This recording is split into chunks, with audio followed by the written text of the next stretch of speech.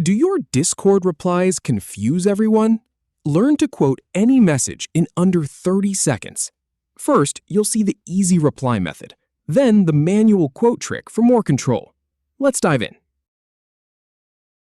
Start by navigating to Discord. Right-click the message to see the menu. Then, click on the Reply option from the menu. Finally, type your response. Discord will automatically show the quoted message right above your text. You can type a greater than symbol, followed by a space, and then your text to create a quote manually. And that's how easy it is to quote a message on Discord.